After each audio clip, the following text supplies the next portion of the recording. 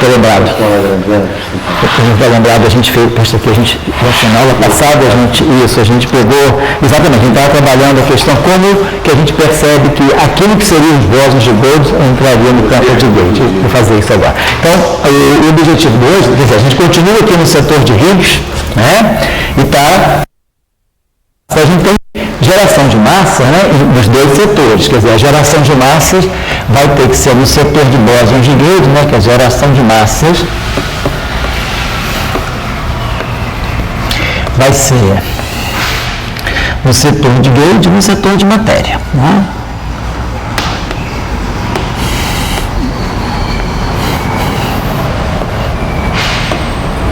No setor de matéria.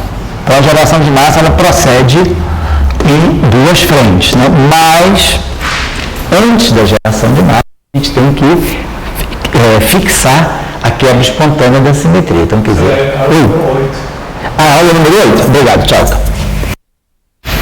Obrigado. Então a geração de massas, né? Ela é uma consequência da quebra espontânea de simetria. Então a quebra espontânea de simetria se dá no setor de Higgs e a gente já viu como preparar o setor de Higgs. Então, para nós aqui...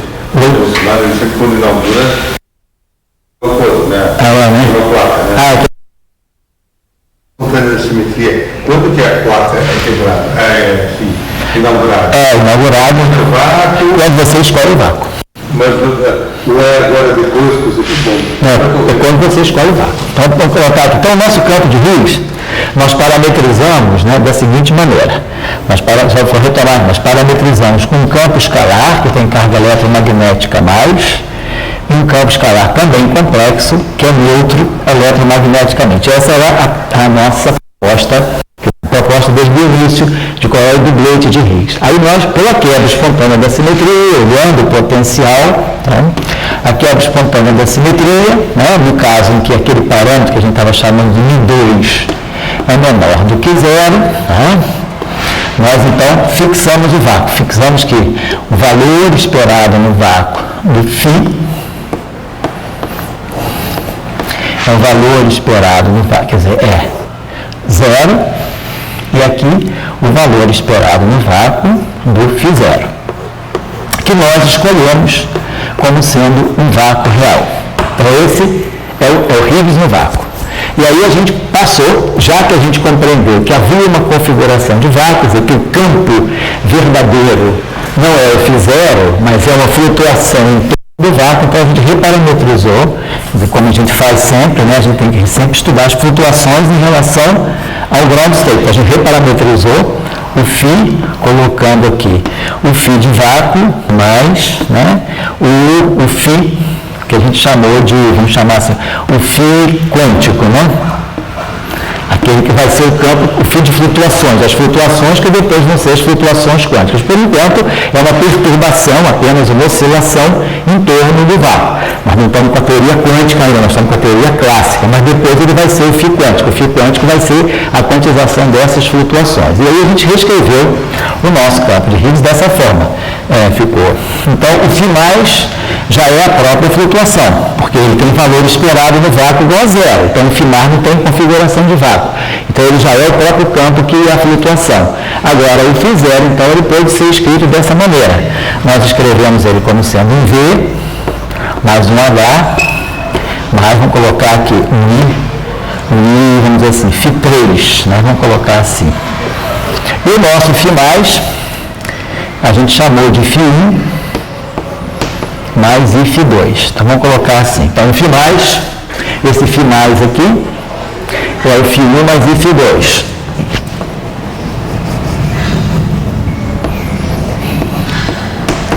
Ele é a própria flutuação. E o φ0, então, ele vai ser a parte real. O vácuo está na parte real, o ground state está na parte real. Então, eu vou ter essa flutuação em torno do vácuo, mas a parte complexa que não tem valor esperado no vácuo. Então, essa é a nossa parametrização do Higgs. É isso que eu queria chamar a atenção. Então, o nosso campo de Higgs, o nosso dublete, daqui para frente, vai ser colocado desse modo. Aí a gente estava com a discussão olhar... Oi? Tudo é clássico. Tudo clássico, a gente não está quantizando nada, não. Tudo é triével, tudo é clássico aqui. Oi, fala. Só uma pergunta da discussão que ficou da aula passada. Eu lembro que o Φ0 do A0 era porque a gente tinha um querts ortogonais, Certo. e para dar o vácuo neutro, E sim. a gente tinha que ter o Φ mais do A0. Para ter o vácuo neutro é uma escolha nossa, a gente não poderia ter um vácuo carregado. Se você escolhesse o vácuo carregado, justamente, se você escolher o vácuo carregado, você estaria quebrando a conservação da carga elétrica. Por quê? Tá certo? Porque se você está dizendo que esse campo aqui tem carga a mais, certo? O que você sabe que se o vácuo é neutro, então isso aqui é um estado de carga mais. E aí um estado de carga mais é ortogonal ao vácuo. Quer dizer, se você escolhesse, né, um vácuo, se você escolhesse esse valor esperado no vácuo diferente de zero, você no fundo estaria dizendo que o estado com carga mais não é ortogonal. Se você dissesse que isso aqui é diferente de zero, no fundo você estaria dizendo que esse estado de carga mais não é ortogonal ao vácuo. Né? Esse produto escalar não é zero. Então isso estaria dizendo que você pode transitar do vácuo para o estado carregado, o que você estaria jogando a conservação da carga. Você tem sempre que dizer, todas as transições têm que preservar a carga elétrica, tá certo? Então a pergunta aqui é importante, porque não é, digamos, não é uma escolha. Quer dizer, a conservação da carga impõe que, já que esse, quer dizer, o que nós vimos na aula passada é que o módulo de o módulo de φ é igual àquele V, né? Que era a raiz quadrada de menos μ2 sobre lambda. Era isso que nós tínhamos. Então, agora, isso aqui é a configuração do φ no vácuo. Isso aqui é a nossa configuração do φ no vácuo. Agora, onde é que nós colocamos esse vácuo? Será que esse vácuo está aqui ou esse vácuo está aqui? Então, esse vácuo não pode estar aqui. No vácuo, esse campo aqui tem que ter valor esperado nulo para evitar aquela transição. Então, o V tem que estar todo aqui. Agora, aqui sim, eu tenho duas possibilidades. Ele pode estar na parte real ou pode estar na parte imaginária. Agora é uma escolha. Eu tenho um conjunto infinito de vácuos e eu vou escolher um vácuo. Aí a gente até comentou na aula passada que isso pressupõe que quando você quantiza uma teoria em torno de um vácuo ou quantiza em torno de outro vácuo, você supõe que as duas teorias quantizadas sejam equivalentes. Bom, então é isso que eu queria chamar a atenção. E aí agora, com a quebra espontânea da simetria, vamos fazer então uma transformação, quer dizer, o nosso vácuo, então, bom dia da tarde, Matheus. A gente viu que o nosso vácuo, então, quer dizer, a configuração, a variação do vácuo. Vamos calcular então a variação para voltar aqui ao assunto. Variação do φ do vácuo. Nós temos duas simetrias. Nós temos a simetria S2. Então, vamos pegar a variação. Nós temos variações de configuração de vácuo. Vamos pegar a variação S2. Então, a variação, estou pegando a variação infinitesimal. A variação infinitesimal do φ do vácuo, né? Para nós, é isso aqui. É exponencial de I ômega A, sigma A sobre 2, φ do vácuo. Certo? E a gente vai poder, vamos calcular todas as transformações. Então, quer dizer, isso aqui é o sigma A atuando nesse vácuo 0V, ele vai dar para nós V0, que é então diferente de 0V. É o sigma Y atuando em 0V, sigma é 0 menos I e 0. Então vai ficar menos IV 0, que é diferente de 0V. E o gerador sigma 3 atuando em 0V vai dar 0 menos V, que é diferente de 0V. Então, os três geradores não aniquila o vácuo. A gente já está lembrado aí, né, da nossa relação, quando a gente trabalha com uma transformação de simetria, né, uma transformação de simetria que a gente coloca sob a forma exponenciada de geradores, vamos dizer, parâmetros e geradores, né? O que a gente sabe é se eu tiver um estado invariante, se eu tiver um estado psi, que é invariante sob a transformação de simetria, nós não simetria, torno nele vai dar ele mesmo, então ele é invariante. Isso significa que se eu fizer essa expansão aqui, que todos os geradores atuando em psi são zero. Então, quando a gente fala de invariância, significa que os geradores teriam que aniquilar. Né? Quer dizer, precisamos botar, quer dizer, diferente de zero. Aqui até melhor botar, diferente de zero.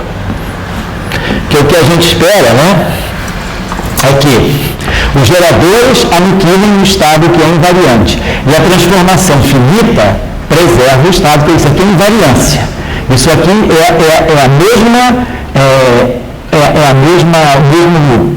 o mesmo sinal da invariância, quer dizer, é a mesma invariância vista do ponto, sob a ótica dos geradores. Aqui é a invariância vista pelo grupo e aqui é a invariância vista pela álgebra. Então, o que a gente espera é que os geradores aniquilem, era para dar 0, 0, 0, não deu. Então, isso significa, claro, se esses geradores aqui atuando desse estado são diferentes de zero, então é claro que a transformação de SU2 exponencial de I ômega A, sigma A sobre 2, atuando no vácuo, vai ser diferente do vácuo, porque os geradores não aniquilam. Então, isso mostra que esse vácuo está quebrando SU2. Então, o vácuo não é invariante SU2. Então, o vácuo, né, quer dizer, o vácuo, então botar assim, φ vácuo quebra SU2. Esse é o sinal da quebra espontânea de simetria. A gente não mexeu no Lagrangiano. O Lagrangiano é invariante. Quem não é invariante é o vácuo, certo? Aí agora vamos pegar outra transformação que a gente tem, a transformação U. A quebra espontânea foi quando a gente escolheu o I quadrado menor que zero? Isso, agora se deu quando a gente escolheu o I quadrado menor que zero, exatamente. Tá? Onde eu botei isso no campo, não lembro mais. Hã? Está aqui, isso, exatamente. Essa é a fase de quebra espontânea de simetria, quando o I quadrado é menor que zero. E aí vamos olhar a transformação SU2. Então, a transformação é uma transformação infinitesimal.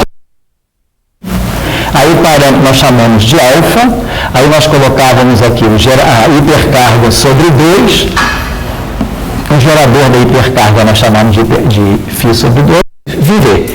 Só que no caso do Higgs, o y é igual a 1.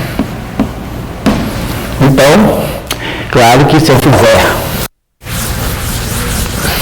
o gerador y atuando no vácuo, vai ser diferente de zero, vai ser o próprio 0V, que é diferente de zero. Então, quer dizer, o gerador não aniquila.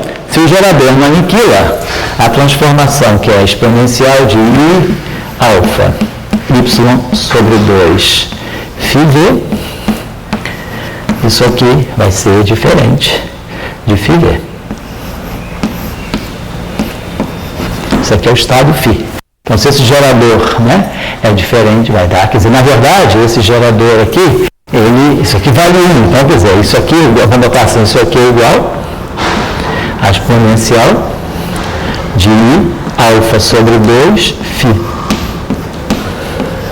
que é diferente do φ. Então, essa simetria, então a simetria em Newton, o vácuo, né, a configuração de vácuo do Higgs, também quebra,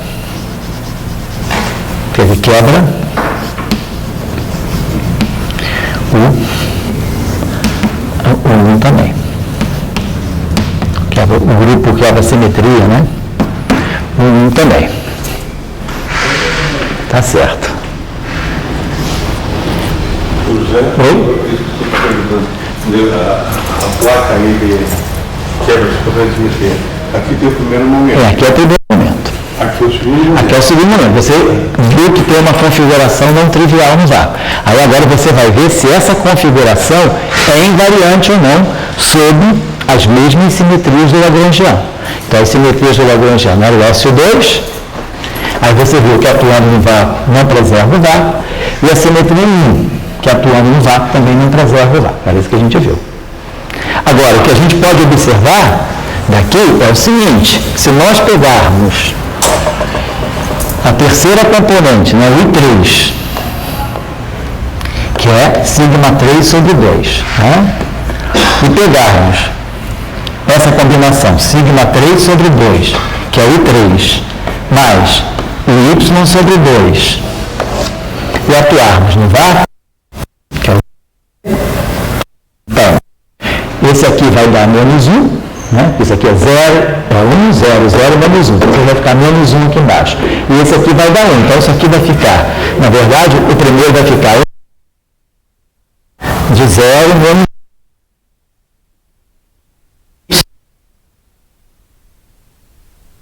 1. Então, isso aqui dá 0. Então, esse gerador aniquila o vácuo. Então, tem alguma coisa que aniquila o vácuo. O vácuo não é invariante nem pelo S2, nem pelo I1, mas o vácuo é invariante pela combinação.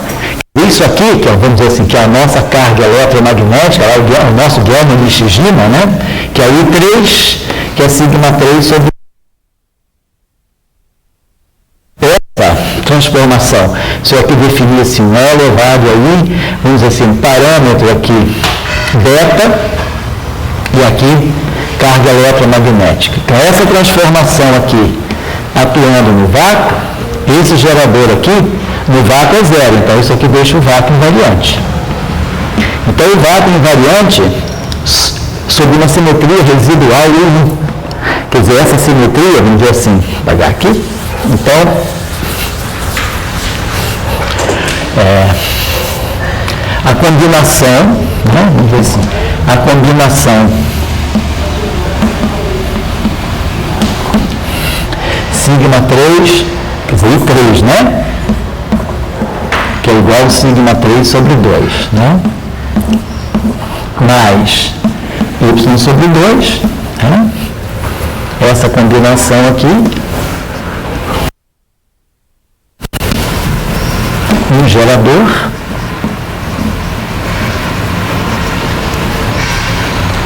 que leva a uma simetria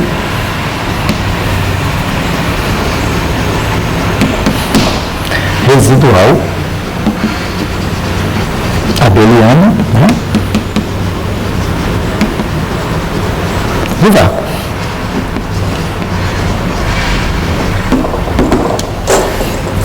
Que é, no fundo, então, a simetria associada à carga eletromagnética. Então, essa simetria aqui, vamos dizer assim, esse delta 1 eletromagnético atuando no vácuo é igual a 0. Ou seja, vou até botar assim, essa simetria, vamos dizer assim, 1 eletromagnética, né? Atuando no vácuo é igual ao vácuo. Então, o vácuo é invariante, então sobra uma simetria. Tá? Então, esse, não necessariamente, quando tem quebra de simetria, sobra uma simetria residual. Em alguns casos, a gente fica com uma simetria residual. Em outros casos, não. Nesse caso da teoria retrofrata, a gente fica com uma simetria residual. Quer dizer, as simetrias individualmente são quebradas, mas então a terceira componente do uso spin fraco com a hipercarga fraca, elas se juntam para formar uma simetria do vácuo. Então, o padrão de simetria está claro. Então, o que a gente está dizendo, finalmente, é isso, né? Que a gente começa com o SO2, que é uma simetria left, que não tem nada a ver ainda com a simetria eletromagnética. Esse 1, que é a hipercarga fraca, que não tem nada a ver com a carga eletromagnética. E aí, quando aquele parâmetro μ2 se torna negativo, então, o valor esperado no vácuo do Higgs, né, o φ vácuo, né, o Higgs no vácuo, ele vai levar a uma simetria residual, a essa sim, é a simetria eletromagnética. Então, esse aí que é o padrão. A gente já pode concluir que esse símbolo eletromagnético? Sim, por causa do Weber-Nichijima. A gente usou aquele Q para justamente definir as cargas elétricas, tá certo? Acertar as cargas. Quer dizer, a gente usou essa relação aqui para poder sempre definir as cargas U, que eram indefinidas. A partir do conhecimento da carga eletromagnética, a gente fixa o U. Então, a gente sabe que esse operador, isso é a carga eletromagnética. Por causa da simetria residual, a gente pode falar que a carga eletromagnética se conserva? Exatamente, por causa dessa simetria. Você fala que a teoria eletrofraca, ela conserva a carga elétrica por isso, por causa dessa simetria residual. O que significa, o vácuo ser conservado, ser invariante, ser invariante? É que, vamos ver. É que a Lagrangiana seria invariante. Isso. E daí a gente descobre que o vácuo é invariante. Quer dizer, descubro não. Quer dizer, eu descubro que nessa situação de μ2 menor do que zero, o vácuo não é invariante. Agora, a propriedade do vácuo. O que é o vácuo de uma teoria? Quer dizer, o vácuo de uma teoria, o vácuo perturbativo, o que você espera? Seja translacionalmente invariante, né? Que ele não dependa do tempo. Você imagina que você tem um vácuo sem energia e sem momento, sem nenhum conteúdo. Então, o vácuo perturbativo, né, vamos colocar assim, é o vácuo, é vazio. Então, você não espera que ele tenha carga elétrica, ele não tem partículas. O vácuo é a ausência de partículas. É claro que a gente sabe que o vácuo verdadeiro, não é isso, o vácuo não perturbativo. Na teoria do vácuo, segundo a teoria de Dirac, o vácuo é um condensado de elétrons e pósitrons virtuais que se aniquilam. Né? Mas o vácuo que nós consideramos perturbativamente, quer dizer, o vácuo da teoria quântica, né, perturbativo, é o vazio. Você começa a criar partículas a partir do vácuo. Quer dizer, no formalismo da teoria de campos, né, a gente começa a aplicar operadores de campo ao vácuo, e aí a gente ganha estados de uma partícula. Então você começa a gerar partículas a partir do vácuo. Então você espera que o vácuo seja vazio, do ponto de vista do espaço de Fock, né, o vácuo é a ausência de partículas. Você espera que o vácuo não tenha carga elétrica, o vácuo seja neutro, não tenha partícula, então ele não tem nenhuma energia, não tem massa, não tem energia, não tem momento, ele é vazio e não tem carga elétrica. Então é isso que você quer. Agora, quando você diz que se você tomasse esse ponto de vista de que um campo eletromagnético carregado positivamente ou negativamente, não importa, faz a transição do vácuo para o vácuo, quer dizer, você estaria violando a conservação da carga elétrica. Por quê? Porque esse cara tem carga mais, esse cara tem carga zero. Então isso aqui vai me dar um estado, no final do dia, vai me dar um estado que tem uma carga elétrica a mais. E aí agora, se eu tenho um elemento de matriz não nulo entre o vácuo e um estado de energia positiva, isso significa que o vácuo tem uma componente ao longo do estado de energia positiva. Se esse produto escalar aqui for diferente de zero, isso significa que eu posso transitar de um estado de carga a mais para um estado de carga zero, ou seja, perdendo a conservação da carga. Sem operador nenhum. Claro que um estado de carga a mais pode transitar para um estado de vácuo. Se eu tivesse aqui um operador menos, né? Se eu tivesse aqui vou deixar aqui como está. Se eu tivesse vácuo, aqui um operador que tem carga elétrica negativa e aqui um estado de carga elétrica positiva, então é claro que esse operador ele pode conectar esse estado ao vácuo sem violar a conservação da carga elétrica, porque esse operador atuando no vácuo vai me definir um estado neutro, vai me definir um estado de carga zero, e um estado de carga zero ele não é ortogonal ao vácuo. Então é isso que ele está dizendo. Então é a conservação da carga que me impede de deixar esse campo aqui com valor esperado diferente de zero, tá certo? Certo, mas aí você diz, para mim, foi importante a quebra espontânea. Sim. Então você quebrou o vácuo. Não, o vácuo não... O vácuo não é invariante, o vácuo quebra a simetria. Daí você busca da glória da operadora ali, não quebra o vácuo. Isso. Então, você está dando glória a quem não quebra o vácuo ou a quem quebra o vácuo? Eu dou glória a quem quebra o vácuo no seu devido momento e a quem não quebra o vácuo no segundo momento.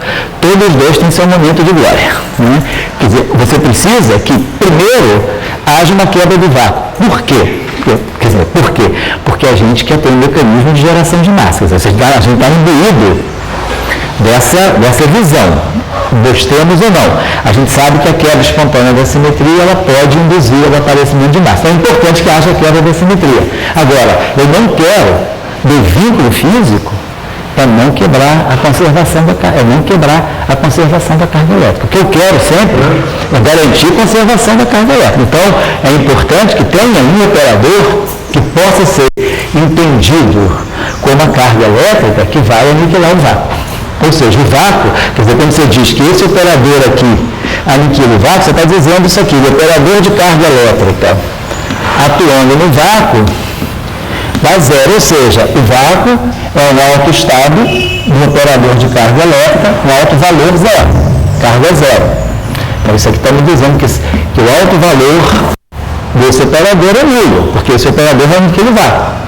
Certo? Então, para a gente são importantes esses dois fatos. Primeiro, quebrar a simetria, para poder, a gente vai ver, a gente está vendo, para quebrar a simetria, para a gente poder jogar, a gente vai ver agora, né, os bósons de Goldstone na parte longitudinal dos campos de Gauge. Se os campos de Gauge têm parte longitudinal, eles vão ganhar massa. Tudo bem, mas eu estou aqui no programa do Ratinho. Tá. O programa do Ratinho te dá 10 ou 1000. Tá. Então, eu estou vendo que você está com um problema aí com massa. Com massa, né? Então, você, essa coisa de massa, você entra no processo de quebra espontânea, e daí você vai mencionar invariantes assim. Só um instantinho só, então vamos parar um instantinho. Tá bom, só para botar as coisas no lugar. Estou com problema de massa, mas o meu problema primário não é o problema da massa. A massa é apenas um modo de eu encarar um problema mais fundamental. Eu estou com um problema de escala. Eu estou com um problema de escala que diz o seguinte: eu quero descrever a teoria as interações fracas com a simetria SO2. Então eu tenho uma teoria de Young-Mills.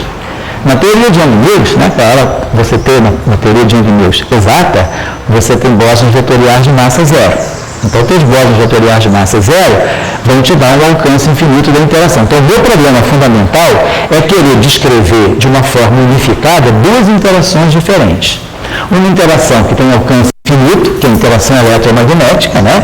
Então, a interação eletromagnética tem um caráter estático, ela é coulombiana, 1 sobre R é potencial, e uma interação fraca, que deve ter um alcance bem limitado. Então, a interação fraca, ela está limitada ao interior do núcleo atômico. A gente espera que essa interação tenha um alcance, né, na faixa dos 10 a menos 15, em verde, né, que é a dimensão nuclear. Então você espera que uma interação tenha um alcance bem limitado. Ela está basicamente confinada ao interior do núcleo atômico. Ao passo que a outra interação é uma interação que tem um alcance muito mais infinito. Essa interação ela cai aqui dentro. E essa interação ela continua. Então você tem um problema de escala. Aí você coloca, do ponto de vista da teoria de campos, a gente recoloca o problema da escala, joga o problema da escala para as massas dos bósons intermediários. Aí a gente sabe lá da teoria de campos que quando a gente calcula um potencial no limite não relativístico a partir de uma teoria de campos, o potencial que a gente obtém vai ter um alcance ligado a esse parâmetro de massa do bóson vetorial intermediário. Então, no caso do fóton, essa massa é zero, o alcance é infinito. Se essa massa aqui não é zero, o alcance é infinito. Quanto maior a massa, menor o alcance da interação. Então, o meu problema é resolver o problema da escala, né, da interação fraca e não ter interação eletromagnética com alcance infinito. Esse é o meu problema, que aí eu transfiro para as massas. Então, o que eu preciso é ter os bósons vetoriais de SO2 massivos. Tem todos os bósons massivos, exceto tem que ter fóton no final do dia. Eu quero descrever o eletromagnetismo. Então tem que ter um fóton. No final de tudo tem que ter um fóton. Então tem que ter um operador de carga eletromagnética. É isso que a gente está querendo. Então esse é o meu problema. Tá? Eu queria continuar na questão do 10 ou 1000, em que sentido? Então eu sou um jurado do programa do Ratinho. Certo. E a gente dá lá para os 14, 10. Então, no teu caso, tem duas vozes. Uma que você está querendo dar massa. Daí você quebra a simetria do vácuo, etc. A outra, você está de olho na carga elétrica. na conservação da carga elétrica. Estou de olho no eletromagnetismo. Na presença da carga elétrica. E daí você diz, bom, e agora, dentro dessa treva aí, eu vou buscar um gerador que misture lá com o gerador e mostra que eu mantive o vácuo variante. Sim, sim. Daí o problema do gatinho pergunta o seguinte, bicho, você quer o vácuo variante ou quer o vácuo espontaneamente quebrado? Um te dá massa, outro te dá, você bota ali a conservação da carga elétrica. Você diz agora, vou deixar você agora falar. Daí, você está querendo ver que eu estou num discurso ambíguo. Você vai ou ganhar 10 ou... Tá certo, não foi ganhar mil.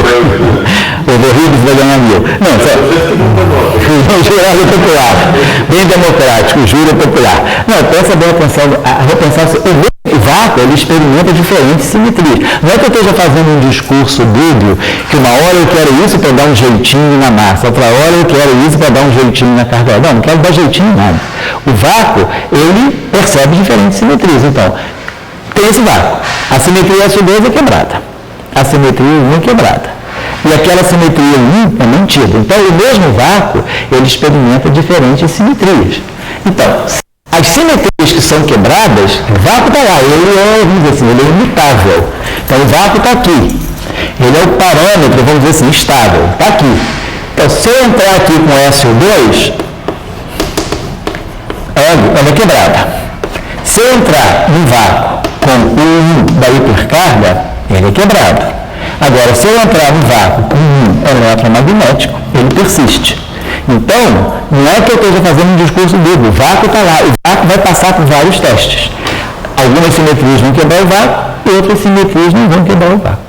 Então, não é que eu esteja fazendo um discurso dúbio. Agora, claro, como eu estou falando desde o início desse curso, ninguém está interessado em provar nada, nós estamos interessados em simplesmente montar um esquema tal que a interação eletromagnética e a interação fraca convivam na mesma abordagem, no mesmo approach, sabendo que elas são diferentes. É isso que a gente está colocando. Então, nós estamos construindo para que as coisas se casem. Quer dizer, eu não estou descobrindo que a carga eletromagnética, esse operador, desde o início eu já disse que isso aqui é a carga eletromagnética. Quer dizer, quando a gente põe gama-nichigina, eu já estou colocando aqui uma coisa que eu sei. Agora, o que eu quero é que esse cara aqui, que eu já sei que é a carga elétrica, eu quero que ele aniquile o vácuo. Então, os números quânticos do Higgs foram escolhidos, né? Quando você coloca o Higgs com φ mais em cima e φ zero embaixo, quer dizer, você já sabendo que o Higgs ele está associado a S2, né? Então, você já sabe. E depois temos os acoplamentos de Yukawa, quer dizer, o que foi decisivo também para a gente definir esse Y, que vale 1 para o Higgs, foi os acoplamentos de Yukawa. Então, a gente pegou os lepton left, o Higgs e o lepton right. A gente falou, vamos introduzir esse acoplamento de Yukawa aqui para os leptons. Esse acoplamento é fundamental porque é renormalizável e é aquilo que vai poder gerar a massa dos ferros. Então, a gente falou, bom, eu já conheço tudo sobre esse e conheço tudo sobre esse. Então, a carga do Higgs fica automaticamente fixada por essas cargas. Aí a gente sabe que essa carga vale 1. Aí essa carga valendo 1 e com essa atribuição do Higgs estar num dublete, a gente fixa tudo. Então, vamos dizer assim, não é que você também esteja fazendo uma prova limpa. Você está simplesmente fazendo uma construção. Para dar certo. Para dar certo. É isso que a gente tem que ter claro. Tá? Não vamos ficar sonhando que você provou a origem da carga eletromagnética. Você está propondo uma descrição que dá certo. Para poder colocar interação fraca e interação eletromagnética juntas. Tá? Agora, a gente precisa... Pode falar. Sei. Cada hora foi uma coisa, agora você é ratinho, agora você é Maxwellão, que puro de qualidades, né? Cacete, saiu de ratinho para Max, parabéns. É para frente que se anda. E daí, a minha questão é a carga elétrica. Sim. Daí, você descobre uma nova origem para a carga elétrica, com QM, que é muito estima, e daí, para aqueles experimentos fenomenológicos, né? Você mostra aquela forma. Dentro daquela forma, de uma maneira heurística. Bom, e daí aquela forma tem uma coisa que são dois números quânticos. Daí você, como está em física quântica positiva, você diz, bom, Eu quero ver isso aí agora em termos de vácuo. Né? O número quântico ali que você botou. Daí em cima cria partícula. Daí você diz, bom, agora aquela expressão ali, você botou lá embaixo, você diz, agora eu estou representando a conservação da carga elétrica, não como o Marx botou, DLT, mas eu estou botando a conservação da carga elétrica em termos de vácuo. De uma maneira mais algébrica, através de operadores. Em termos de números quânticos, em termos de vácuo. Certo. O Marx não se preocupou da conservação da carga elétrica. Então, eu posso dizer, que aquela fórmula ali, embaixo, ele vai viver. Essa aqui. Só para as pessoas entenderem.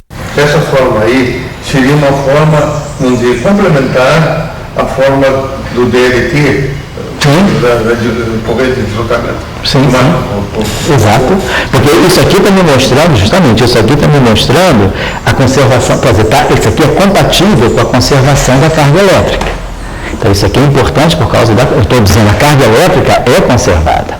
Então tem um operador que define uma grandeza conservada e que diz que o vácuo tem carga nele. Isso aqui é compatível quando o Maxwell coloca a corrente de deslocamento para dar a conservação da carga. Porque se ele escreve as equações de Gauss, Faraday Lentz, Gauss magnetismo e Ampère Marx, sem a corrente de deslocamento, a carga não é conservada.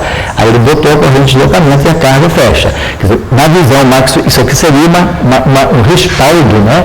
Uma outra forma de ver esse fato aí, de um ponto de vista de campos normais, de campos e de operadores que atuam no espaço dos campos. É uma forma um pouquinho mais formal, uma maneira um pouco mais formal de ver a conservação da carga. E a conservação da carga está dizendo que tem um operador aqui que é uma simetria. Por quê? O lagrangiano, ele é invariante S2, o lagrangiano em nenhum momento perdeu a invariância. Quem perdeu a invariância foi o vácuo. Então, o lagrangiano é invariante sob essa transformação de SO2 geral? Então, se eu pegar em particular a transformação que tem parâmetro ω1 igual a 0, ω2 igual a 0, só sobra o parâmetro ω3, isso aqui é uma transformação de simetria do lagrangiano. Por outro lado, se eu pegar essa transformação aqui e atuar no vácuo, que é a transformação da hipercarga fraca, isso aqui também é uma simetria 1, a simetria SO2 e a simetria 1. Essas duas simetrias comutam. Então, é claro que essa simetria aqui, eu teria exponencial de I, esse parâmetro aqui, ω3, né, sigma 3 sobre 2, né, mais alfa, y sobre 2, né? Então, isso aqui vai deixar o vácuo invariante. Então, em nenhum momento o teu lagrangiano perdeu a invariância. Quem perdeu a invariância lá foi o vácuo, mas esse gerador aqui, essa combinação de geradores, está deixando, né? Amiga, nesse caso aqui, você estaria pensando, vamos ver que eu fizesse essa transformação e essa transformação, ω3 igual a alfa. Esse parâmetro é arbitrário. Então, se eu tomar esse parâmetro igual a alfa, eu vou ter exatamente isso aqui. Então, é isso aqui que eu vou interpretar como simetria eletromagnética, tá certo? Mas, então você poderia dizer que você descobriu, então, o gerador da conservação da carga elétrica. Isso, gerador associado à conservação da carga, associado à conservação da carga elétrica. Você descobriu o gerador? A minha pergunta é o seguinte: você não deveria ter, na verdade, a tua simetria é elevada a I alfa. Isso. Que é N. Isso. Essa é a tua simetria. Essa é a simetria que fica, exatamente. Essa simetria vai ficar. Para nós, que vai sobrar para nós no final de tudo, vai ser essa, eu chamei de beta, né? Mas essa simetria é elevada a alfa. Isso é o que vai ficar para nós no final de tudo. Essa é a simetria. Então, depois que tem a quebra espontânea da simetria, quer dizer, o lagrangiano da teoria eletrofraca, depois da quebra espontânea da simetria, fica com essa simetria aqui. E isso aqui é representado dessa forma, exponencial de I, um parâmetro beta, isso aqui. Então, isso aqui é a simetria final. Mas é que essa que é a simetria, vamos dizer, física. Essa aqui é a simetria física da teoria depois da quebra espontânea da simetria, exatamente. Daí, a pergunta que vem do seu espaço de curso, né? Porque você essa não seria a simetria inicial. Ah, certo. Você pode... E daí, sim. Se essa simetria inicial, você pode botar redes, etc. Mas aí você teria... A pergunta que você fez toda uma jogada. Sim. E daí vocês dizem, olha, tudo agora esquecem. O negócio é ele vai dar beta. No final sobra isso. Isso que é físico, Tá isso certo. aqui que você vai pagar no banco. Certo? Então o resto era virtual, sei lá o que for. Daí a pergunta que vem, certo, do auditório, diz assim, é o seguinte, então por que você não começou isso aí? E será que começando por isso aí você pode evitar certos caminhos do S2 passo 1? Por que eu não comecei por isso aí? Porque eu estou partindo de um ponto de vista extremamente conservador, que não é o teu. O ponto de vista que eu estou colocando aqui para mim pode também não ser o meu, mas eu não tenho a verdade, pela sinceridade do coitado do calouro, né?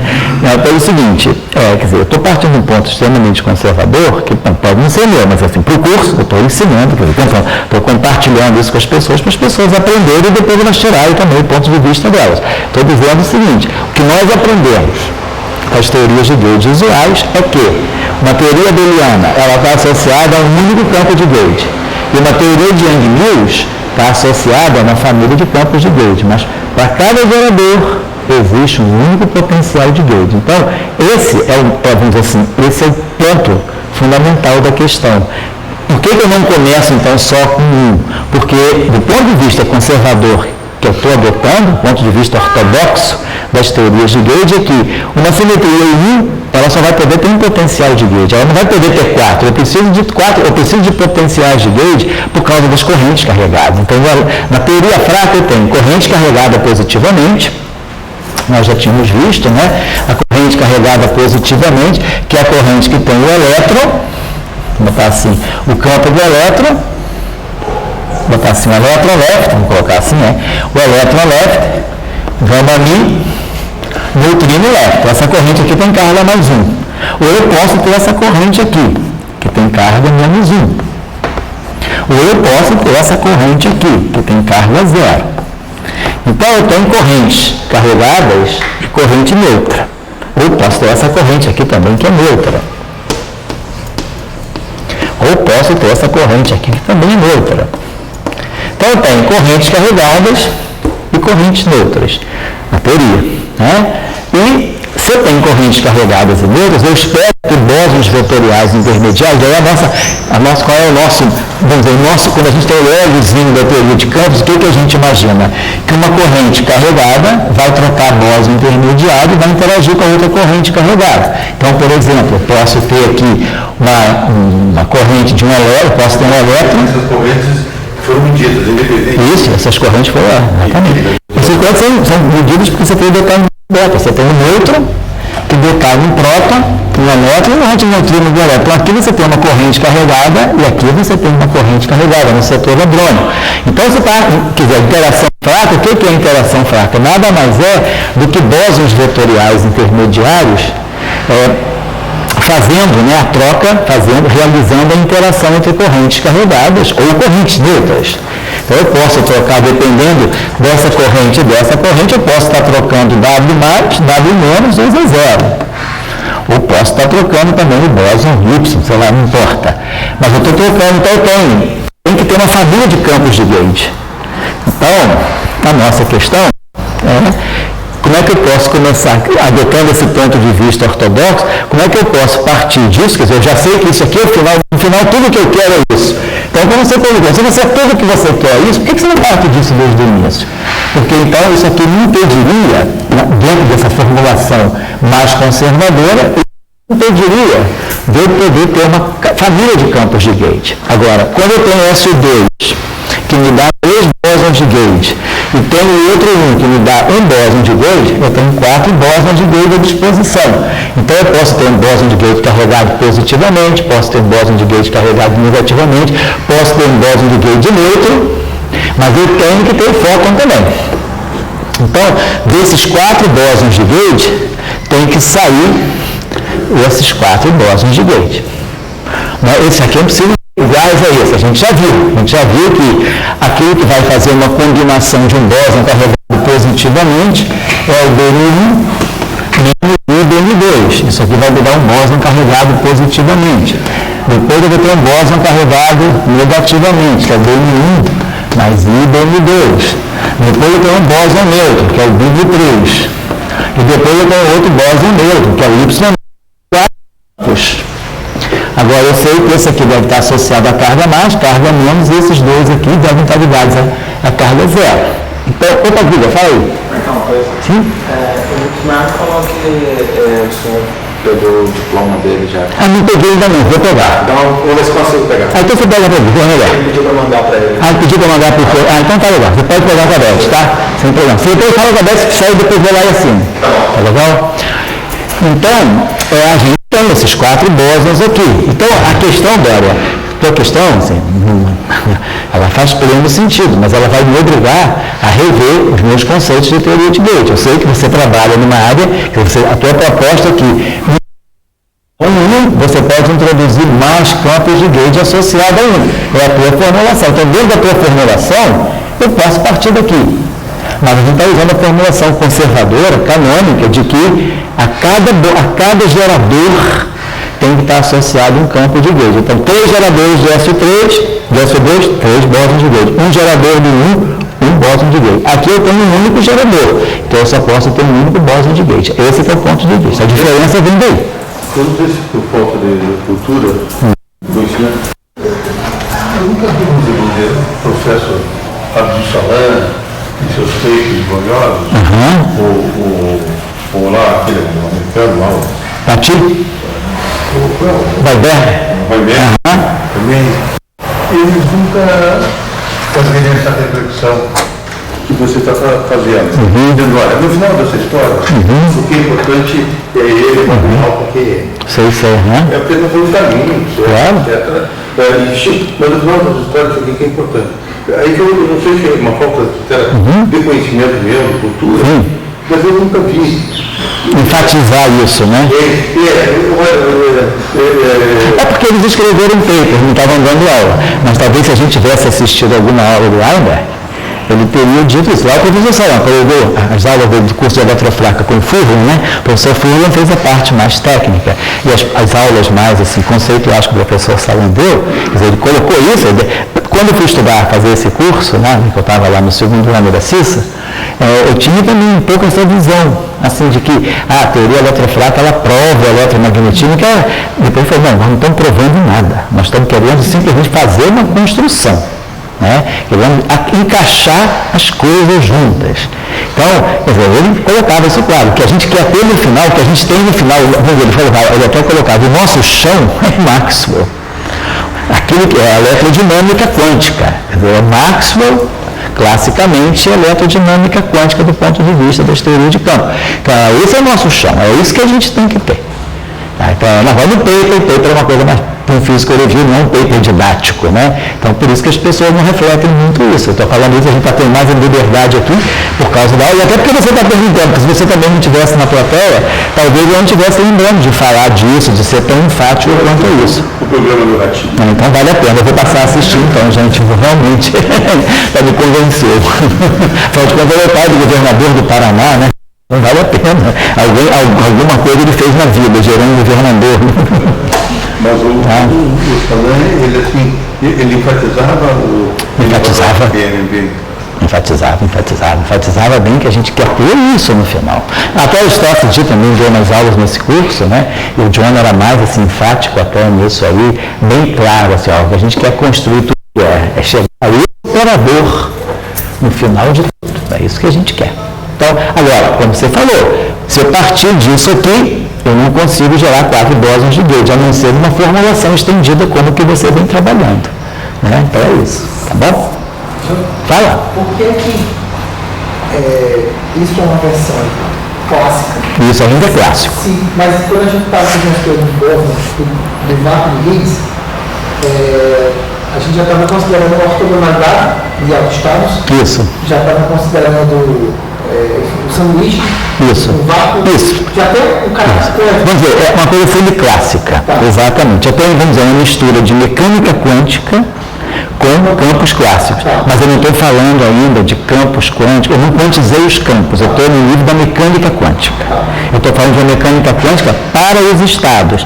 para as partículas, mas não de campos quantizados. Eu não coloquei, por exemplo, agora, não fiz a integral de caminho, eu não fiz a relação de comutação canônica entre os campos. Então, o que você está colocando é importante também, porque a gente faz uma mistureba nisso tudo aí, quer dizer, eu coloco braille, cat, coloco operador, digo, esse operador é um operador, a gente está acostumado a essa linguagem, é a linguagem da mecânica quântica. Então, o que a gente está misturando é campo clássico com partícula quântica. Então, é uma formulação, vamos dizer assim, semi-clássica. A primeira é a quantização. Você está, no fundo, o que você tem é mecânica quântica, né, e está usando esses campos claros. Nós não fizemos a segunda quantização, não tiramos propagadores, não tiramos gráficos de loop ainda. Então, por enquanto, a gente está fazendo a formulação clássica, mas pensando naquilo que eu quero ter no mundo quântico, que é estados, né? Estou falando de operadores, estou falando de partículas, eu quero descrever o elétron, pósitron, fóton, né? Tá certo? Fala. Essa coisa que vamos dizer, você botou essas duas situações caindo, ali é aquela faixa de energia 220 GeV, né? A faixa de energia de que isso. Essa faixa de energia, depois a gente vai ver. Essa faixa de energia aqui, ela fixa, quer dizer, o valor esperado do vácuo no Higgs, né? Ele vai fixar uma escala de 246 GeV. Esse valor esperado, esse V. Isso aqui vai ser o nosso V, que é o nosso raiz quadrada de menos μ2 sobre λ. Então, esse valor vai ser 246 GeV. É essa escala que vai dar. Por que a gente vai tirar 246 GeV? Porque a gente vai usar input experimental, que é a constante de Fermi. A gente vai relacionar a constante de Fermi com esse V aí. E o que essas grandes autoridades do CERN falam? A partir de 246, começa a sua vida real.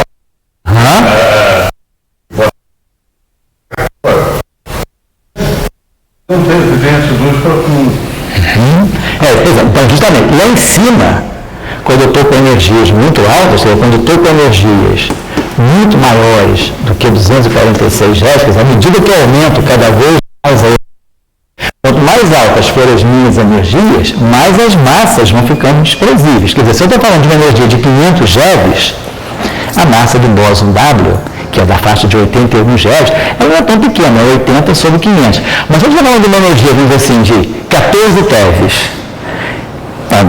14, se eu falar de 80 GeV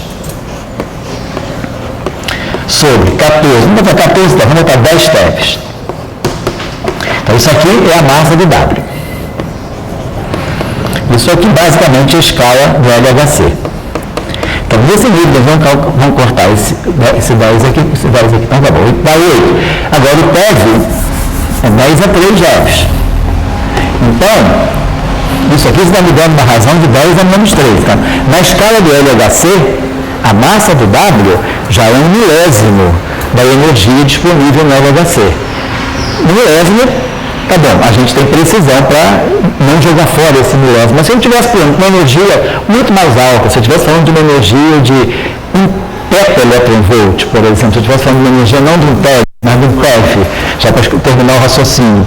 Então, se eu estiver falando de uma energia na faixa de, vamos dizer assim, a gente estava do TeV, né, que seria 10 aqui a gente tem 10 a, o GeV é 10 a 9, né, o TeV é 10 a 12, que é o Tera, né, vamos dizer que eu tivesse 10 a 15.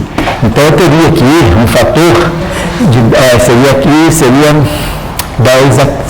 6, exatamente. Então um fator de 10 a menos 6. Então, à medida que a energia vai ficando cada vez mais alta, você vai desprezando as massas, ou seja, você vai começando a se aproximar do regime de quebra de simetria exata. E quando a energia é muito alta, é muito maior do que você já começa a desprezar o efeito. Então, a energias muito altas, você põe em simetria. Aí, à medida que a energia vai descendo, quando você chega em 246 GeV, você quebrou a simetria. Então, daqui para baixo, o que você tem é W+, W- e zero fóton. Quer dizer, depois que você desce a energia, se você subir muita energia acima de 246 GeV, você não tem energia suficiente até excitar as partículas. Vamos dizer assim, se você tiver, ou seja, você tem muita energia. Desculpa, se você tiver uma energia muito baixa, né, você vai excitar essas... Não, você tem física, mas é como se você reconstituísse a simetria. Mas eu estou entendendo que você tem física quando você tem... Quando tem? Aqui. Aí, a partir daí... Daqui para baixo. Aí você tem física. Isso, eu tenho a física, aí, quer dizer, a partir daqui... Você fez uma construção... Certo. Não, mas presta atenção. Daqui para baixo, eu tenho a simetria, a teoria, a simetria, eu tenho a interação fraca, completamente, não completamente desacoplada, mas eu tenho a interação fraca separada da interação eletromagnética. Não, para baixo. Quando eu estou lá em cima, quer dizer, quando eu estou a energias muito altas, né, constitui a simetria S2 e o V tende a zero. Então, tem as duas, então eu não tenho. Elas não estão dizendo nada. Não, elas estão dizendo alguma coisa. Não estão dizendo que tem eletromagnetismo, estão dizendo que eu tenho bósons intermediários, eu tenho bósons, lá em cima eu não tenho elétron. Lá em cima o que eu tenho é o elétron left, que é uma coisa, e o elétron right, que é outra coisa, lá em cima. Então, eu tenho o elétron left separado do elétron right. Esse tem massa zero. Lá em cima, todas as massas são zero. Eu tenho energias tão altas que eu posso massas. Então, lá em cima eu tenho elétron left, elétron right é outra partícula. Neutrino left é outra partícula. Quem vai começar a juntar essas coisas vai ser justamente a quebra espontânea da simetria. Depois da quebra espontânea da simetria, o elétron left se junta com o elétron right e forma o elétron massivo, com a massa do elétron. Eu falei para as pessoas o seguinte, em 2012, dia 4 de julho, você descobriu o Higgs. Anunciou. Então, lá você tem, em princípio, 247 viés, e esse é o lado embaixo, que vai ser teu bom. Isso. Daí vem aquele cara chato que diz, bom, eu vou pegar esses caras a 247, antes da coisa.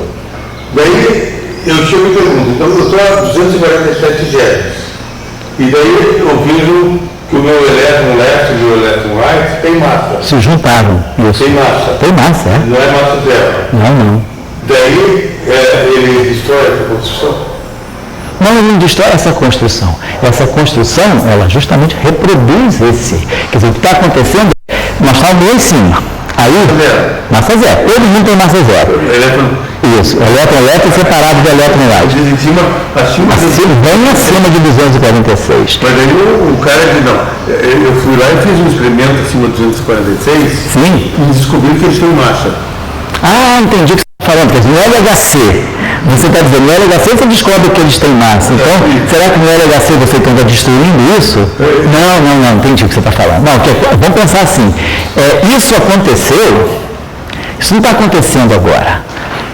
Isso aconteceu no início do universo. No início. Quando... Lá no início do universo, houve a transição de fase. Quer dizer, a pergunta é, o bóson de Higgs que você criou, quer dizer, quando houve a transição, quando a matéria se formou, porque o que a gente pensa é o seguinte, quando é que se formou o primeiro átomo de hidrogênio? Então, pelos estudos da cosmologia, a gente sabe que o átomo de hidrogênio levou praticamente, foi construído, ele surgiu 400 mil anos depois do Big Bang.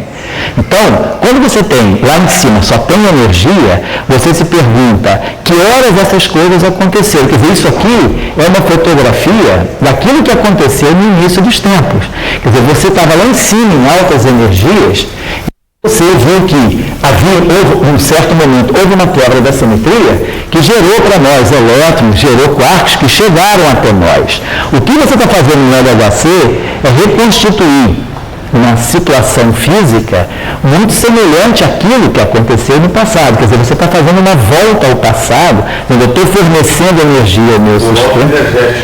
Exatamente, uma volta energética ao passado. Não é uma volta no tempo, é uma volta na energia. Você joga tanta energia no teu sistema que você vai começar a reproduzir. Quer dizer, quando você lá no LHC, você mede o Higgs, você mediu o Higgs no LHC. Então, você não mediu o Higgs que está abaixo de 246. Os aceleradores que trabalharam até 204 GeVs, né, antes do Higgs, que é o papai, antes do LHC, o papai do LHC, que era o LEP, né, que funcionou desde 87 até 2001, o LEP trabalhou até 204 GeVs e não descobriu o Higgs.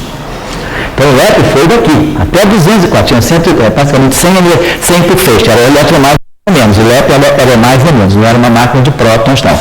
Então no LEP você trabalhou até 204 GeVs e você não excitou o Higgs. O Higgs que é anunciado, né, ele tem 126 GeVs.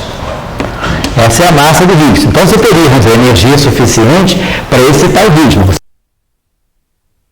O Higgs só foi aparecer lá quando o LHC já estava funcionando. Hoje ele está funcionando já na faixa de 14, ele estava funcionando na faixa de 10 a 12 TeVs. Então, você subiu muito a energia. E aí você descobriu o Higgs. Aí você está dizendo, mas então se eu passei dessa energia de 246 e encontrei o Higgs, eu estou destruindo toda essa formulação? Não, então você não está dizendo. Essa formulação aqui, ela está dizendo que isso aconteceu lá atrás, mas que no laboratório você pode reproduzir essa situação. Mas eu estou dizendo que se você passou da energia de 246 e descobriu elétron left com massa diferente de zero... Elétron left e right, juntos, com massa diferente de zero... Isso. Você está destruindo essa construção? Não, exatamente, estou dizendo que não. Eu estou dizendo que essa construção, ela apenas te dá um histórico de como as coisas foram geradas. Quer dizer, você mostra que há uma quebra de simetria a 246 GeVs e é essa quebra de simetria que vai instituir a massa do elétron, a massa do W+, a massa do W-, mas isso não significa que acima dessa energia, isso não vale. Porque, quer dizer, o que você tem, o parâmetro que você tem no potencial de Higgs é o μ2, né? Que é aquele parâmetro que vai estar associado ao vácuo, quer dizer, μ2 sobre lambda, é o parâmetro de o lambda é dimensional. Então você tem esse parâmetro aqui. Então, quando você está com energia muito alta, muito alta, você então começa. Se você está trabalhando com altíssimas energias, você começa a desprezar as massas. Então você começa a voltar na situação em que elétron right sem massa. Agora, 246 GeVs ou 10 TeVs,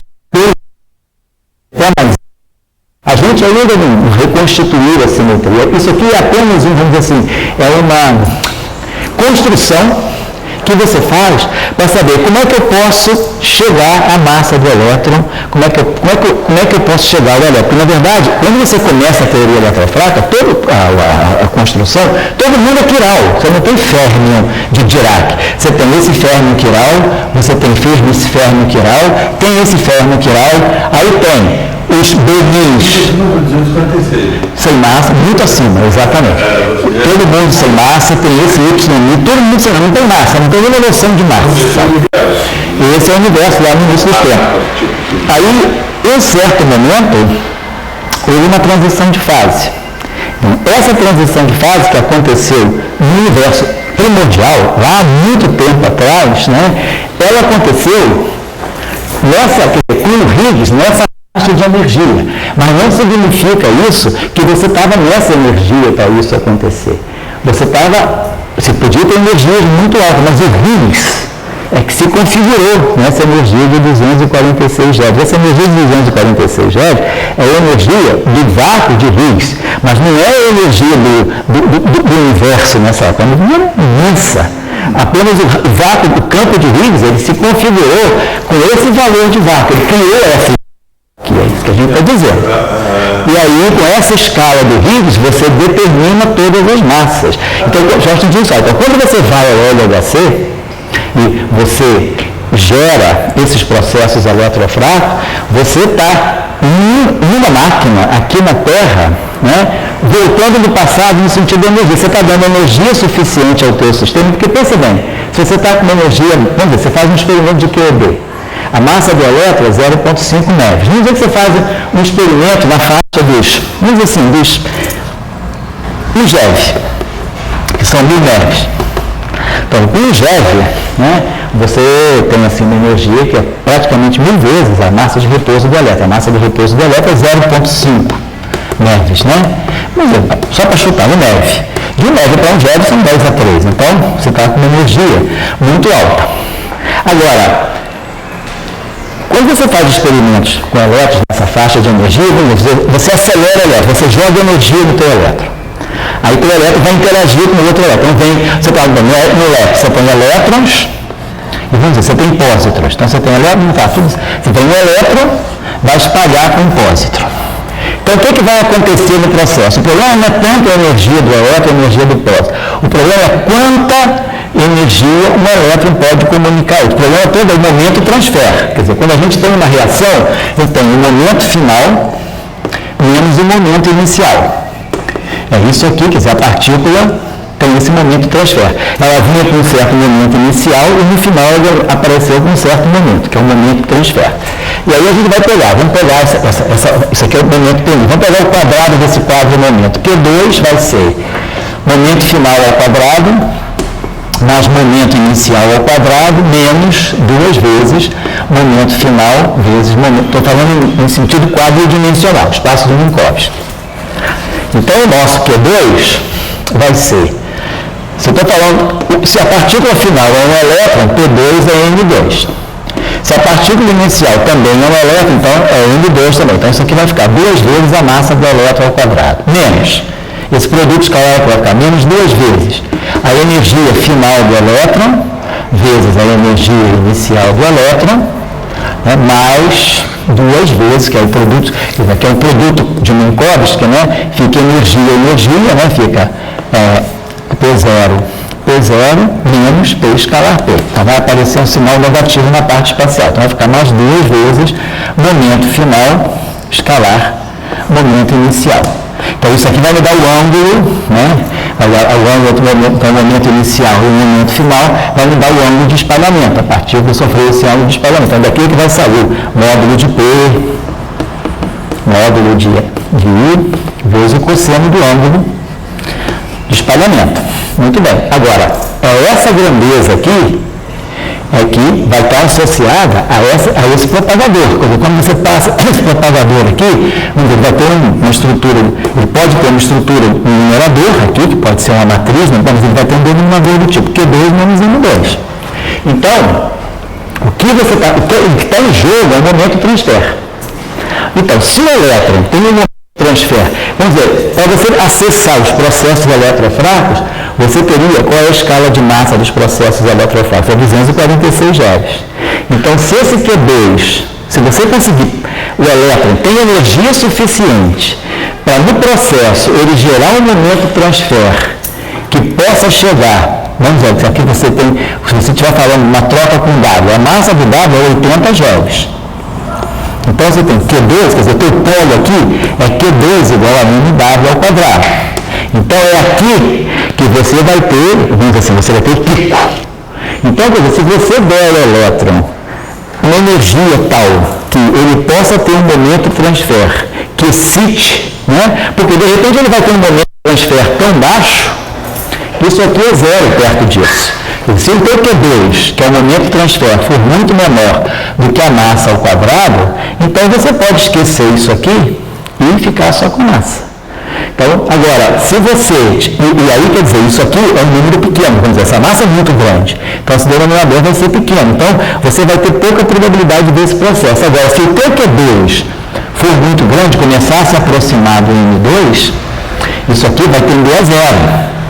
Quando isso aqui tender a zero, a tua amplitude de espalhamento vai crescer muito. Então você vai ver no evento, você vai ver uma probabilidade muito mais acentuada.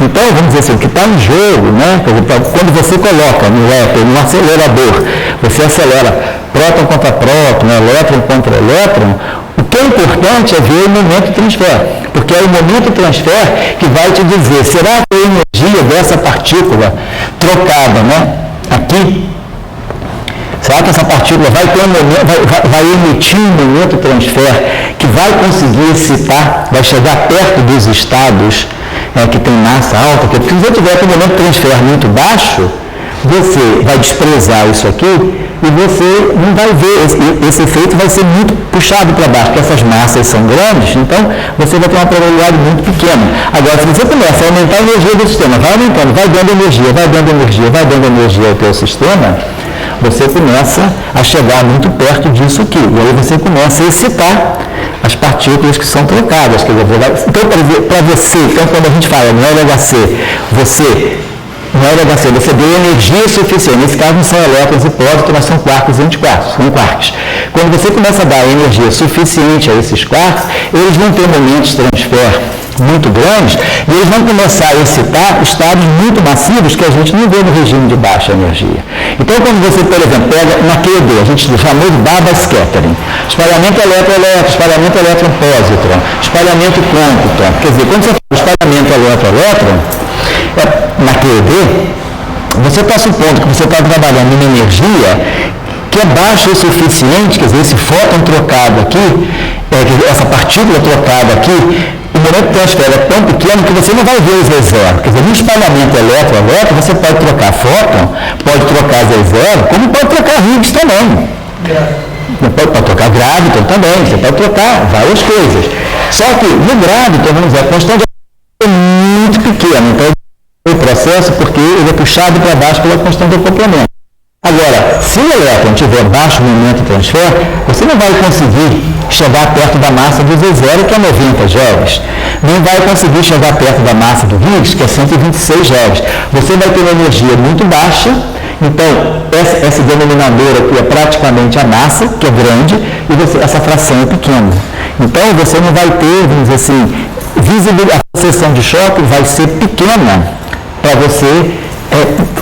Não vai ser pequena para o fóton, vai conseguir excitar o fóton, porque de qualquer maneira a massa do fóton é zero. Então qualquer valor que você coloque aqui vai dar uma contribuição.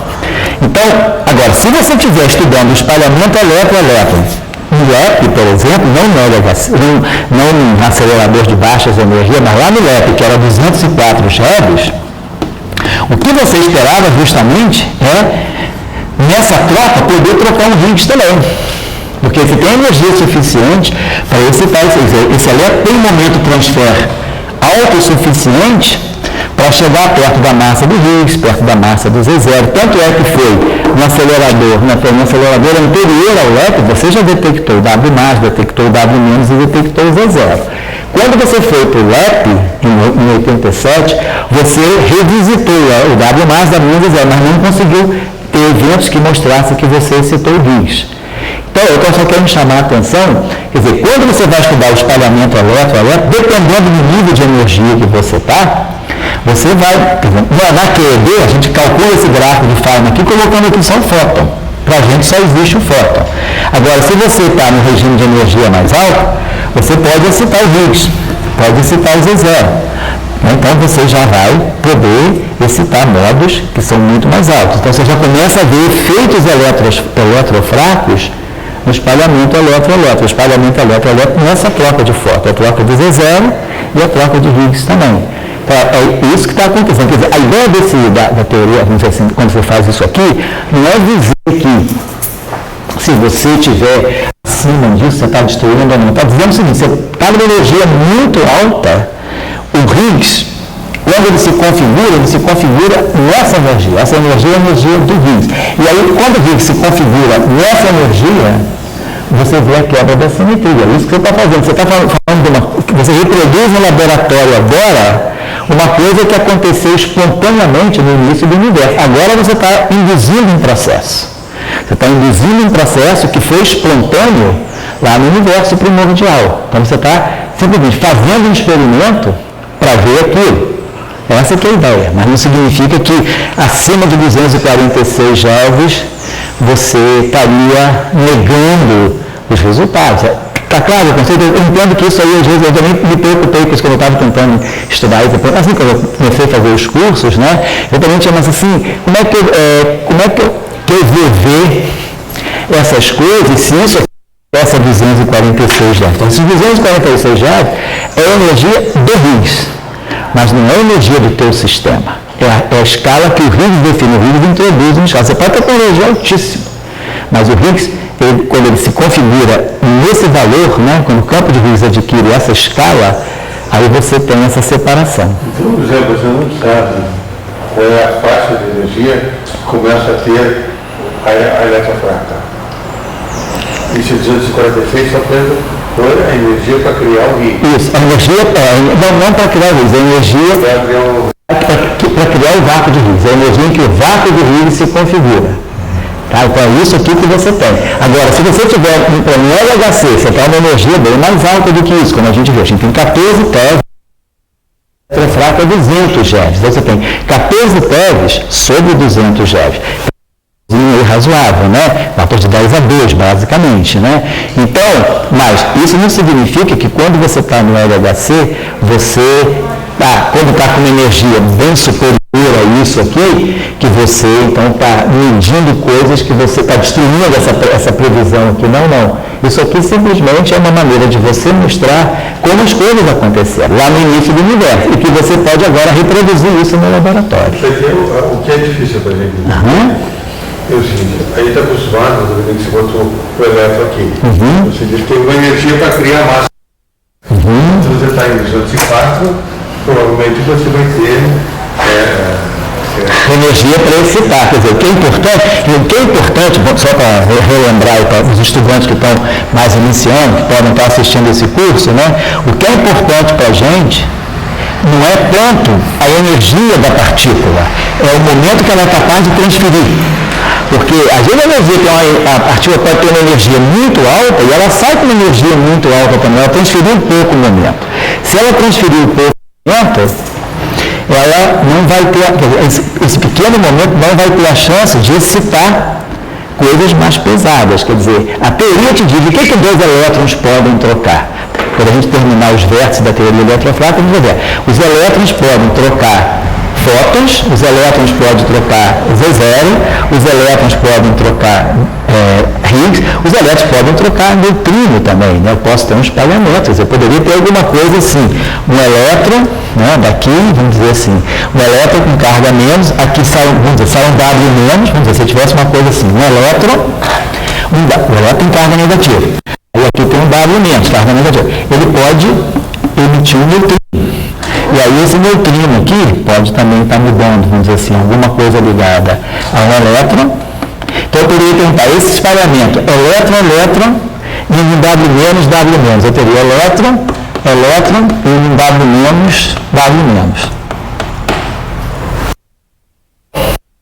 Claro. A energia para esses elétrons, vão ter uma certa para poder formar a energia do W menos. Só a massa do W menos é 80 GeV. Então ele tem que ter, ele vai sair com energia do momento. Esse elétron aqui tem uma massa muito pequena, então eu tenho que ter muito momento no meu época inicial, seja igual à energia final. Muito bem. Agora, quando essa energia aqui for dada a esse elétron, ele vai ter um momento de transferência. Ele vai poder transferir, por exemplo, ele vai poder fazer essa interação trocando energia. Eu tenho esse verso, elétron, neutrino, W menos. Então esse verso é possível. O elétron pode ter neutrino. Então, agora, dependendo do momento de transfer que esse elétron adquirir, aqui o problema não vai ser o momento de transfer. A massa do neutrino é zero. O problema vai ser que energia você tem que dar a dois elétrons para que no final do dia, gente, eles produzam 2 W menos, só para fazer um cálculo estimativo, para a gente ter uma ideia. Olha só, se você tiver um elétron, vamos dizer que esses dois elétrons têm energias iguais, então eu vou ter 2 vezes a energia do elétron. Vai ter que ser a energia dos dois Ws finais. Então, a energia do W menos é raiz quadrada de P2, C2, mais M2, C4. Isso é a energia de um W, a energia do W mais, W menos, né? E vamos dizer, para ter uma estimativa, que a gente tenha isso aqui. Bom, se eu tenho essa massa aqui de 80 GeV, vamos dizer que essa energia aqui, esses Ws aqui, possa até sair em repouso. Então, só aqui eu teria M2C4. Então, aqui eu teria alguma coisa como 80 GeV. Para você colocar um elétron a 80 GeV, MC2 gama é igual a 80 GeV. Então, a massa de repouso do elétron, né, é 0,5 MeV. Então, o fator gama vai ser 80 vezes 10 a 3 MeV, que vão tudo em MeV. 80 vezes 10 a 3 MeV, vai dar 8 vezes 10 a 4 MeV, sobre 0,5 MeV. Então, isso aqui vai dar 16, quer dizer, 16 vamos botar 1,6 vezes 10 a 5. Então, você tem um fator gama de 10 a 5. Então um raiz quadrada, né, de 1 menos V1, 1 sobre a raiz quadrada de 1 menos V2 sobre C2 tem que ser igual a 10 a 5. Então, esse número aqui está muito próximo de 1. Então, a velocidade é muito alta. Então, você tem que colocar elétrons ultra relativísticos para dar a eles um fator gama que vai dar energia suficiente para criar W+, para criar 2 Ws, né? Agora, o que esses elétrons podem fazer? Vão trocar neutrino, mas você tem que dar muita energia para eles. Ou você pode ter um outro processo, e os elétrons vão os paramentos elétron indo em elétron. Aí eles vão poder trocar Z0, vão poder trocar fóton, vão poder trocar Higgs. Então, esse elétron aqui vai ter que ter um momento de transfer. Para ele poder excitar um Higgs, ele tem que ter uma energia muito alta para poder ter um momento de transfer muito alto. Isso aqui que vai ser decisivo na troca. É isso aqui que vai excitar as partículas mediadoras, que é isso aqui que está no propagador, que está aqui, é o momento de transfer. Então, eu acho que assim, o que a gente está querendo colocar aqui bem claro, né, para quem está começando a ver isso, né, quer dizer, essa discussão da energia é importante. Essa escala é a escala do Higgs, mas não significa que você vai ver essa física dessa forma só nessa escala. Você pode ir para uma escala bem mais alta. No LHC, nada disso é destruído. Apenas no LHC, você é capaz de reconstituir Higgs. Então, você é capaz de reconstituir uma situação em que você excita o bóson de Higgs, mas não é naquele momento que você está criando o bóson de Higgs. Esse processo se passou no universo primordial. O que você tem hoje no LHC são quarks. Você tem quarks dentro dos prótons. Esses quarks já foram formados lá atrás, no universo primordial. Você simplesmente está dando energia suficiente para esses quarks para eles reproduzirem um processo que aconteceu lá atrás. Certo? Essa é a ideia. Vamos dizer, é uma reconstituição induzida pelo experimento de um processo que foi espontâneo. Lá atrás, quer dizer, quem era o acelerador? Era Deus, né? Ninguém foi Deus que deu toda a energia. Então, lá atrás, o acelerador primordial era Deus, tudo aconteceu espontaneamente, e aí agora o que a gente simplesmente faz é reproduzir essa situação. Não, vamos discutir isso, é fundamental, porque o cara tem que entender o que ele está fazendo. E confunde a gente, deve confundir mais a quem está chegando. Vamos dizer, o einsteiniano, ele pensa em energia, massa com energia. Certo. Então, isso aqui que você não fez aqui, seria uma coisa que eu chamaria de einsteiniano. Então, tem uma massa e tem uma energia. Agora, uma outra coisa que aparece, que é como é que você traz energia, então a energia gera massa também. Outra coisa, como é que a energia gera massa? Sei. Então, aquela fórmula via 246, a energia para criar um vácuo de Higgs. Eu não diria tanto que é energia para criar o vácuo de Higgs. É a escala em que se forma o vácuo. Aí, quer dizer, onde é que a energia para formar o vácuo de Higgs? Você vai dizer, você vai tirar justamente isso do calcanhar de Aquiles do modelo padrão. Quer dizer, onde é que você forma o vácuo de Higgs? É aqui, nesse potencial. Vamos reproduzir isso aqui. A gente tem o potencial de Higgs aqui. Então vamos lá, deixa eu retomar ele aqui. Bota aqui M2, né? Φ Φ.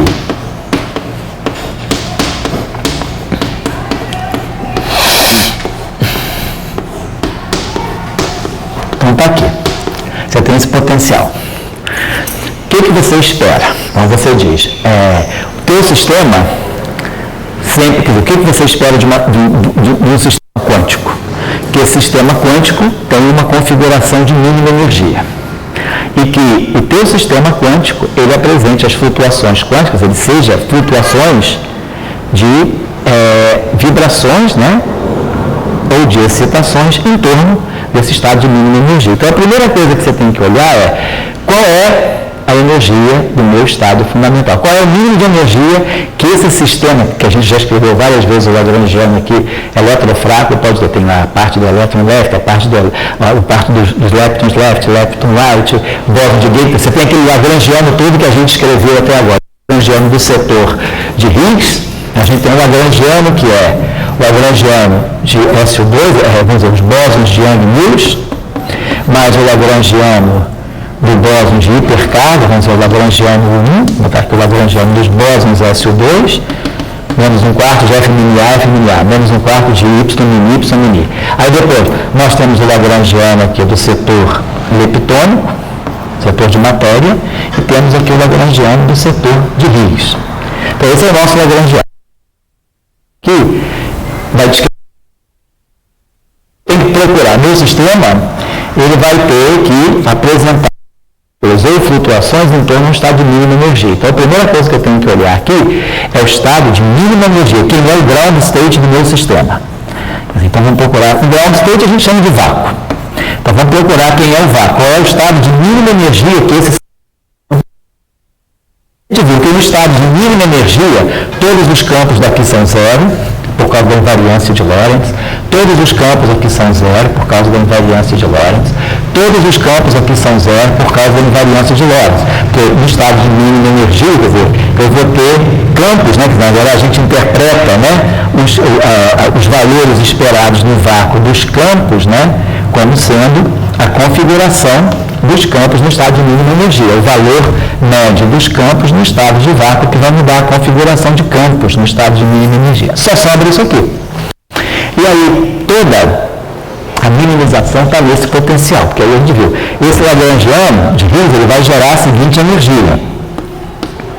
Φ ponto Dagger, Φ ponto, mais gradiente de Φ Dagger, gradiente de Φ, e mais o potencial, essa é a energia. Como eu quero ter um ground state, um estado de mínima energia que é uniforme e que é independente do tempo, então só sobra isso aqui. Então, toda a minha expectativa de ver o mínimo de energia do meu sistema está no potencial de Higgs. Então, eu vou direto ao potencial de Higgs. Aí eu tenho que minimizar. Quer dizer, então eu vou explicar qual é o mínimo de energia do meu sistema, é o mínimo dessa função. E o mínimo dessa função a gente vai encontrar quando o módulo de Φ, a gente já viu, for raiz quadrada de menos μ2 sobre lambda. Então, isso aqui é o meu V. Então, o meu V, independentemente da energia, ele é fixado pelos parâmetros do potencial de Higgs. Então, isso aqui define a escala eletrofraca. Então, aí está o constante de acoplamento adicional. E aí eu fixo o meu V. A escala eletrofraca, essa escala de 240, depois a gente vê que esse V, olhando a física de interações fracas, identificando com a constante de Fermi, o decaimento fraco, a gente chega que esse V é 246 GeV. Então, quando eu chego que esse V é na faixa de 246 GeV, vamos pensar o seguinte, essa energia aqui, esse lambda aqui é uma constante de acoplamento. A gente espera que a constante de acoplamento seja pequena. A constante de acoplamento geral, a gente não quer uma constante de acoplamento maior do que 1. Então, beleza, a constante de acoplamento pode ser até no máximo 1. Então, esse V praticamente 246 GeV aqui, seria basicamente o valor desse μ aqui, né? Quer dizer, a raiz quadrada de menos μ2, né? Esse número aqui é negativo, né? Então, isso aqui vai ficar basicamente módulo de μ. Então, a gente pode pensar que eu tenho essa escala de energia no meu potencial de Higgs. Então, quer dizer, o valor 246 GeV, ele não é fixado pela energia. Ele é a escala de energia que corresponde ao estado fundamental. E aí, quando você tem que o Higgs se configura, então, teu sistema agora vai ter que ser um sistema em que todos os campos flutuam em torno dessa energia, o próprio Higgs. Então, a gente já botou lá o Higgs, é V, mais H, mais If3, alguma coisa assim. Então, você vai olhar, os campos agora são flutuações em torno desse vácuo de Higgs. Então, o vácuo de Higgs fixou a escala. E aí, com essa escala aqui, você fixa as massas. Aí, agora, para você observar os resultados dessa teoria, você tem que fazer experimentos tais que os momentos de transfer, eles consigam excitar as massas que esse sistema aqui vai ter. Quer dizer, a massa do W, a massa do W+, do W-, a massa do Z0, a massa do próprio Higgs. Então, você precisa dar ao teu sistema energia suficiente para que esses módulos sejam excitados. Então, não importa em que regime de energia você esteja, essa energia aqui ela é fixada pelos parâmetros do potencial de Higgs. Ela não é uma energia do sistema, não é uma energia do universo.